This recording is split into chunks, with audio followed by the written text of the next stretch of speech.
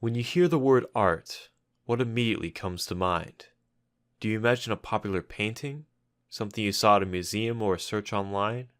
Do you think of the artist who made it? About his struggles, his thoughts? How about the process to make the painting? The time, the money, the failure, and success? Could you dedicate yourself to it? Could you pick up a brush, a clump of clay, or a camera and sculpt anything you want? Are you an artist? Art is based entirely around perspective, how we see or want to see the world around us. It is our own language of sight, sound, touch, smell, and thought. It is the most expressive language in the world, besides body language. Art is the loudest instrument in any orchestra, opera, or play, an instrument that is utilized by thousands of neurodiverse individuals, whose voices are quieter than others. Wyatt is one of those voices.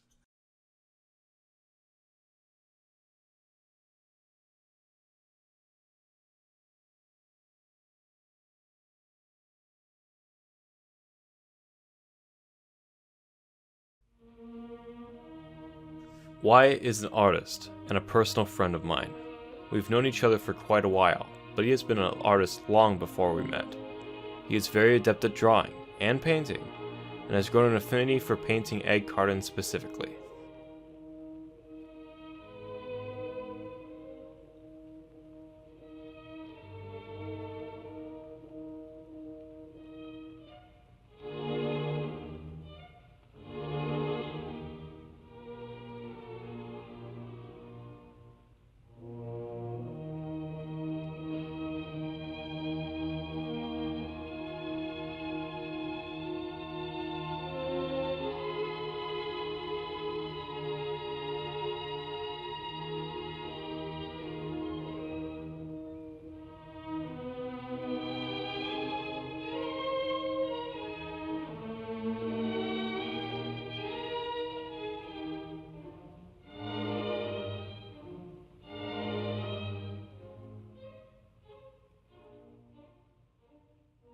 There's something very profound about how he paints his cartons. Each spot of paint requires heavy focus. There's hesitation and factors to consider when combining colors. It's almost ritualistic watching him paint, watching him inspect his canvas and decide what color goes where, what patterns should be present.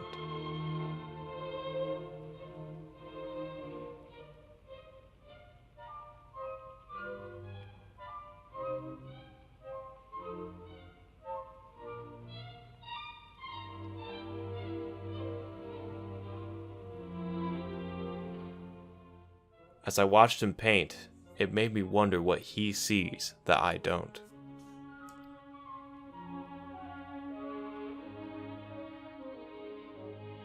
I noticed that when you watch someone work, they possess a stoic face, a face of focus, dedication, and determination. You can see something similar on the face of a cubicle worker or lawyer, but it's not the same. This is a zone of thought where the metaphysical becomes physical, where all ideas are less important than your vision. It's a foundation you build off of and create from.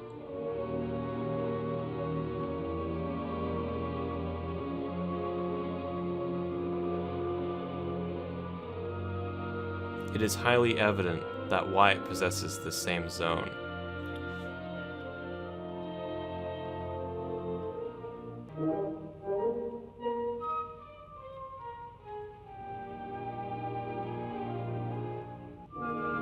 Besides painting cartons, Wyatt also likes to paint portraits of various sizes, all of which possess a mix of surrealist coloring and abstract realism. They're all very wonderful. Each one is more lively than the last, and once you've seen one, you can't help but not see the rest. It's very much a collage of ideas, various images of perspective, various objects and scenes seen in different ways. It's not just a gallery of the same picture with different colors.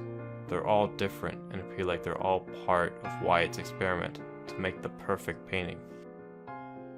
While filming this short film, Wyatt has taught me that art isn't just a hobby, nor a job. It's a lifestyle. It's something that you dedicate yourself to do. To make something you and others find beautiful.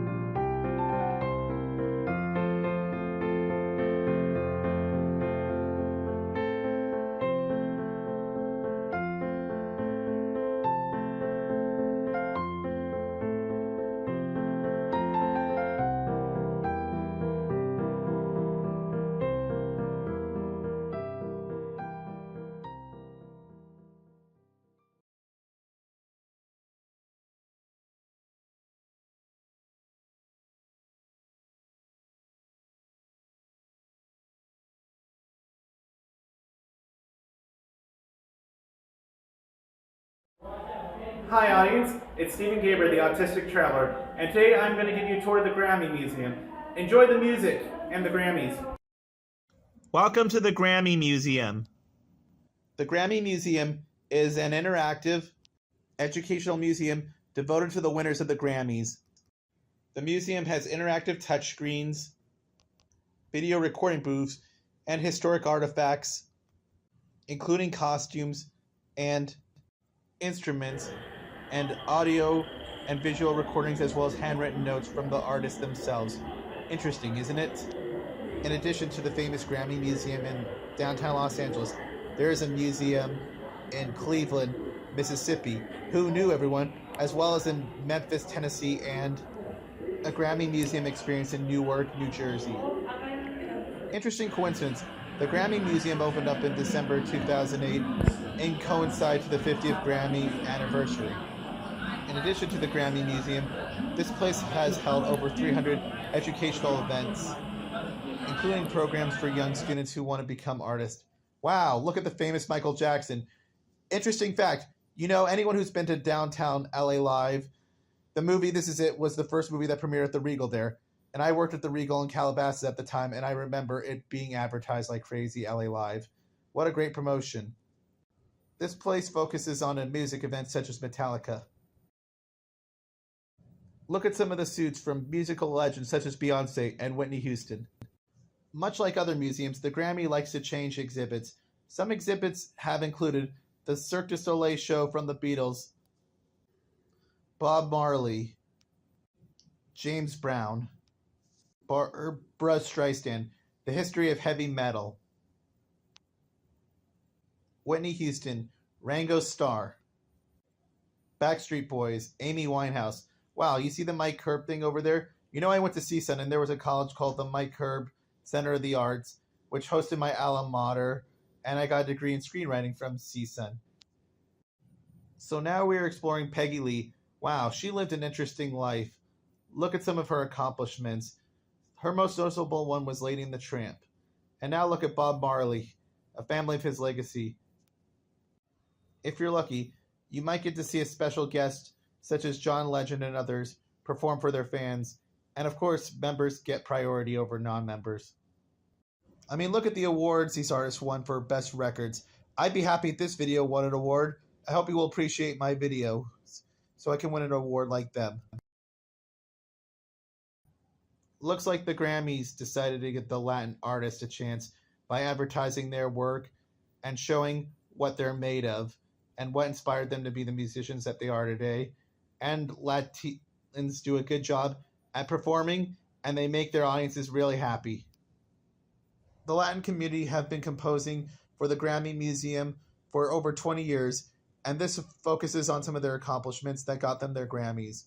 Latin music has had an international influence, and they feel honored to be partners with the Grammy Museum, according to CEO Gabriel Aroa Jr. Some of the artists who are honored include Ricky Martin, Luis Fonsi, Juan Gabriel, Alejandro Sanz, and Julieta Venegas. I guess this is the award ceremony that the Grammys based on giving their artists their awards. I mean, look at the red carpet event.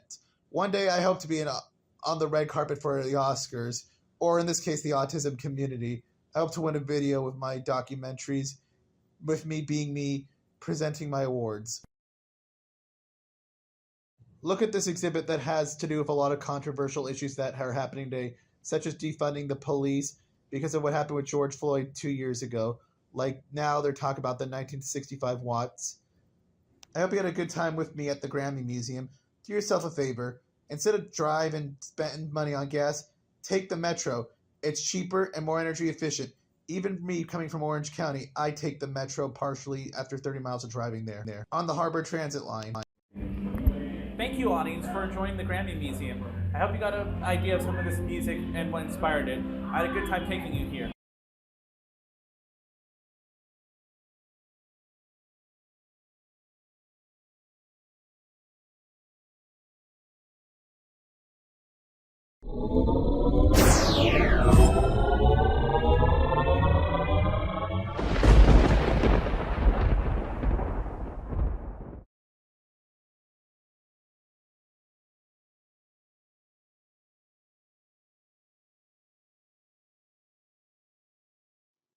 This is a story about a boy named Mace. Mace lived in a small town where everyone's hair was gray. Not only was everyone's hair gray, but so was everything around. The sidewalks, the houses, and even the sky was gray. Except Mace, whose hair was bright yellow. When Mace was born, his parents were surprised that he had yellow hair and knew that he was full of magic. They tried to help Mace to fit in with the gray-haired people, but they knew that Mace was born to do something special. Mace was so kind that he didn't notice when people treated him different, until one day when Mace tried to join the gray sidewalk painting team.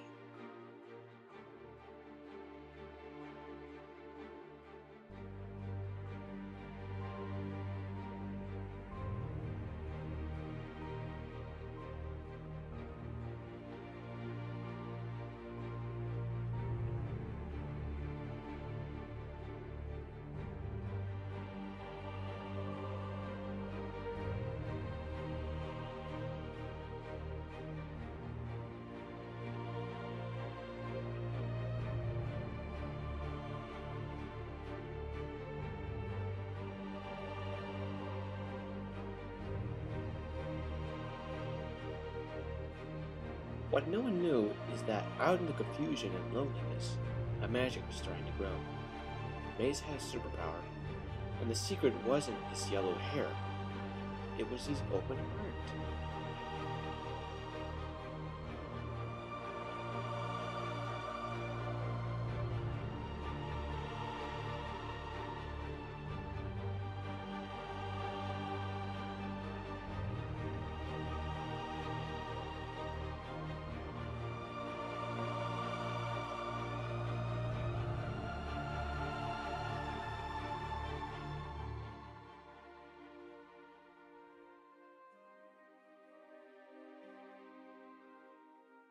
Everyone who saw the colorful sidewalk and Mace's hard work and yellow hair suddenly understood what was missing.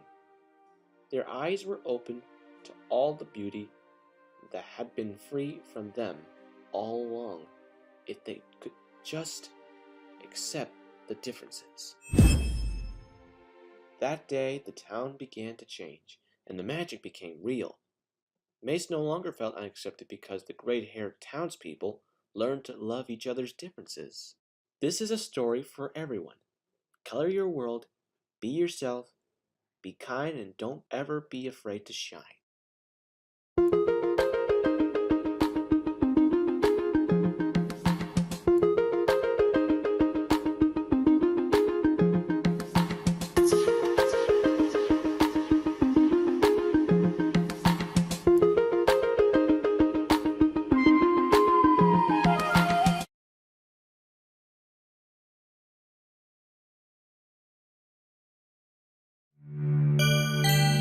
Animation.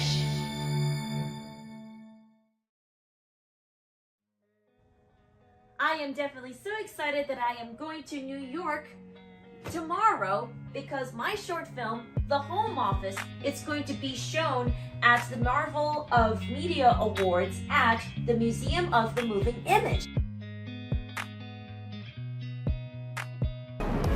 All right, we just finally arrived in New York at the JFK airport.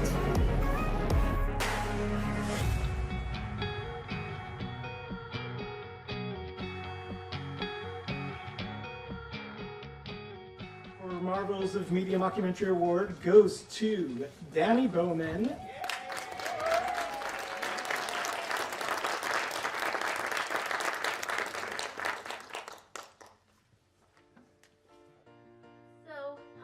I am Dani Bowman. I am the founder and chief executive officer of Animation Entertainment, an animation company that I started when I was 14 years old. And yes, I have autism. I started Animation because I wanted to show my neurodiverse peers that anything is possible. Because, you see, I realized that everyone needs role models. You can't be it if you can't see it. We at Animation are here to represent our autism and neurodiverse community to show the world that yes, we can, and that we are capable if we are given the opportunity. Our challenge was to come up with a 5-minute short film in just 5 days. Out of 94 films entered worldwide to Easter seals, we won for Best Editor. It was so amazing that our team of 9 who are or were my Animation students on the autism spectrum. We all came from different parts of the world, including England, Florida, Arizona, and California, to produce this film via Zoom during the pandemic, and our entire team stepped up to the plate. So we have I have 3 team members on stage with me, Brenna Berner, who is the writer, and we have Keaton Bicknell, who did the original score and also voiced 2 characters, the manager and Marco the elf, and Morgan Knapp, one of my animation students, who animated and provided sounds for her character, the HR Dragon. Our other team members that are not here are the animators and the students, Archer Rito, Mark Matawad, Kira M, and Phoebe Clark, the background designer, Delane Owen, our neurotypical story editor and animator, Christopher Castillo, and our assistant editor and special effects artist, Paul Gomez. I usually enter different film challenges with my students in order to teach them how to work in teams and meet deadlines. It's just part of what we do at Animation. Thank you again for allowing us to be here so that others like us and the world can see what we can do. You can't be it if you can't see it.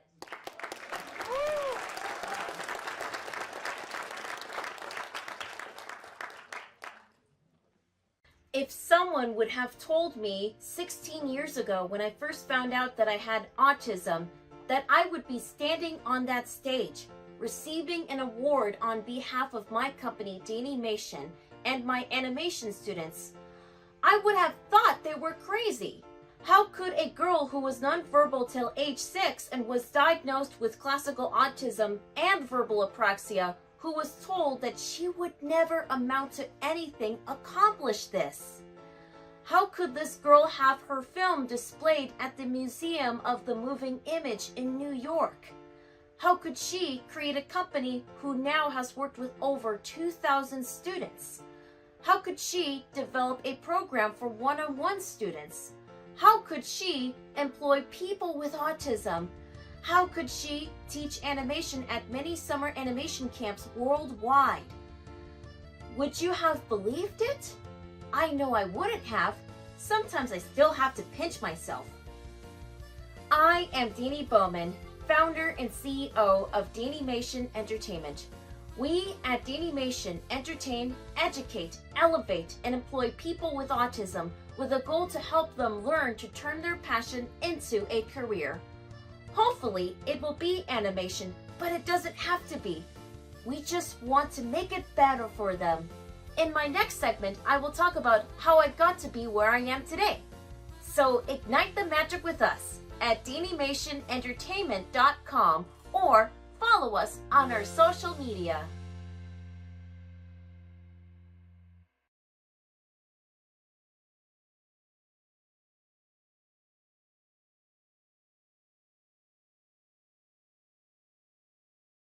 Hello, my name is Jordan. I like anime, manga, my favorite color is purple. Oh, and I love to draw. I'm nice and loyal to others. I respect, people's needs. I try to be a good friend and care for them, when they're having a bad day. When I draw, I wish my drawings could come to life and use their powers to help others. One night, I had this dream that I was in a cave. I walked deep in this dark cave and I saw a wise old man. He walked up to me and said, "The chosen one is you, but with greater power comes greater responsibility." The old man then disappeared into dust. I woke up and saw something strange on the night table next to me. It was a magic purple pencil. A bright light was shining on it. All of a sudden, a voice out of nowhere said, "The chosen one is you. You are now the master of the magic pencil. Use it wisely." With this new power, I will draw heroes to help save the world. I will unleash the power within me, helping my family, my friends, anyone in need. I love my life. Yes, yes, yes, yes, yes, yes, yes.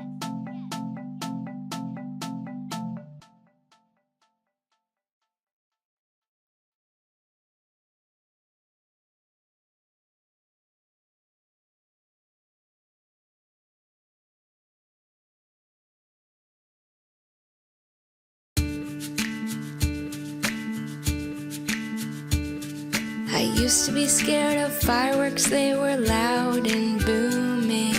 I was once scared of creepy movies. You were such a good friend when you put your arm around me. You told me everything would be alright.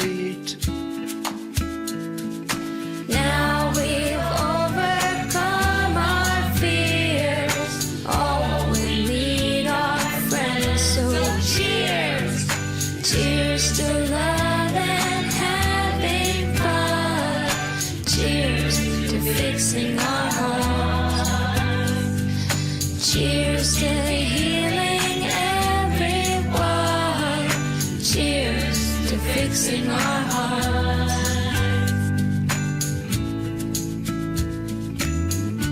Theme parks used to terrify me. Heights put me on edge, going up so high. You were such a good friend to be by my side. You told me everything would be alright. Now we've overcome our fears. All we need are friends, so cheers. Cheers to love and having fun. Cheers to fixing our hearts. Cheers to healing everyone. Cheers to fixing our hearts.